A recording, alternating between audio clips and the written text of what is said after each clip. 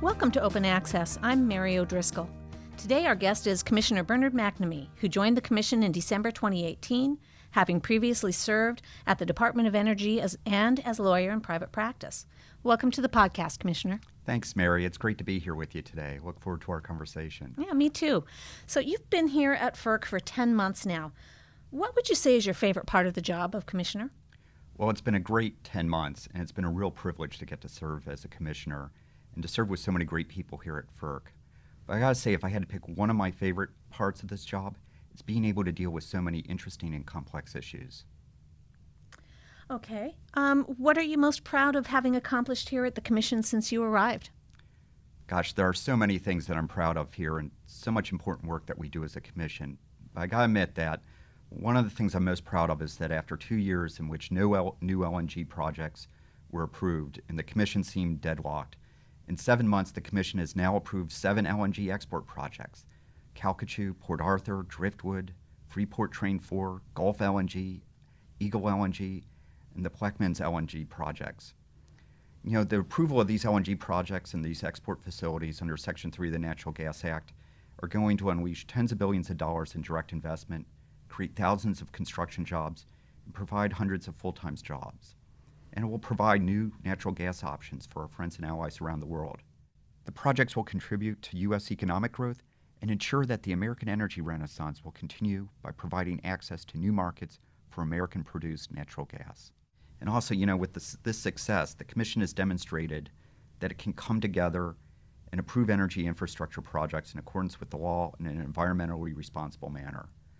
These approvals demonstrate that when we work together, pay attention to the law and the facts, and listen to each other, we can find common ground.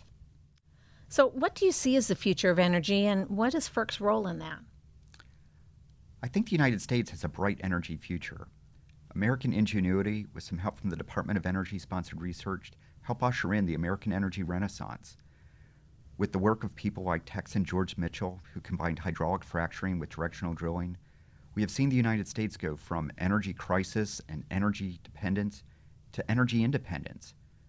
You know, FERC plays an important role in Americans' energy development by considering applications for natural gas infrastructure, promoting competition and oversight of electric markets, and ensuring that the rates are just, reasonable, and not unduly discriminatory.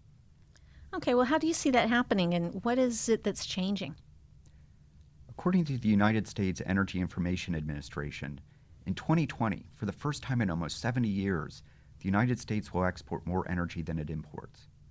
Oil and natural gas production in the United States has unleashed tens of billions of dollars in direct investment and created thousands of good-paying jobs. Natural gas has also transformed the way we are generating electricity, helped reduce the cost to generate it, and has had important environmental benefits, including the reduction of carbon emissions. Likewise, the growth and transformation of our electric markets has been a great accomplishment. By providing competition in the wholesale electric markets, we have provided opportunities for a changing resource mix, including renewables, and cost savings to consumers. I fundamentally believe that the markets are the best way to allocate resources and set prices. A well-functioning market should allow all resources to compete on an even playing field and not pick winners and losers. Well, do you see any challenges to how those markets operate? There are also legitimate concerns and frustrations about the details of the electric markets. Debates about the role of the different resources, capacity markets, price formation, environmental goals, state energy policy goals, federal policy goals, market manipulation, and of course the overarching goal, ensuring that the system is reliable.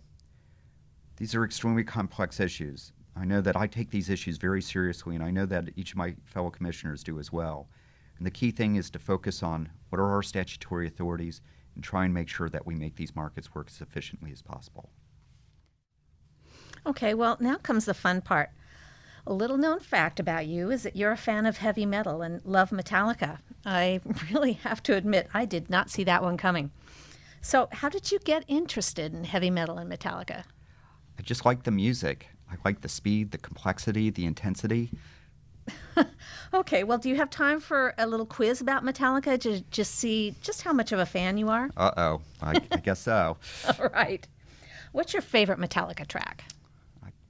Probably all of them, but I guess the top ones are probably Battery, Master of Puppets, Fight Fire with Fire, For Whom the Bell Tolls, And of course, I got to name fuel because I'm an energy lawyer and I do work at FERC. I didn't see that one coming either. Okay. What's your favorite Metallica album? Got to say it's Master of Puppets, but I also really love Hardwired to Self-Destruct, which is their most recent album. Okay. How many Metallica concerts have you been to?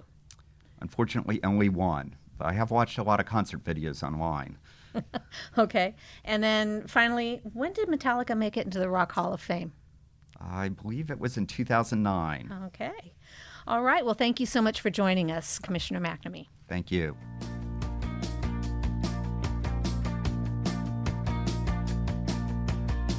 FERC is an independent regulatory agency that oversees the interstate transmission of electricity, natural gas, and oil, reviews proposals to build interstate natural gas pipelines and liquefied natural gas terminals, and oversees the licensing of non-federal hydropower projects. FERC protects the reliability of the high-voltage interstate transmission system through mandatory reliability standards, and it monitors interstate energy markets to ensure that everyone in those markets is playing by the rules. Unless otherwise noted, the views expressed in these podcasts are personal views and do not necessarily express the views of individual commissioners or the Commission as a whole. The podcast is a production of the Federal Energy Regulatory Commission Office of External Affairs, Leonard Tao, Director. We'll be updating our posts when we've got news, so be sure to check out our website, www.ferc.gov, and follow us on Facebook, Twitter, and LinkedIn to find out when our next podcast airs.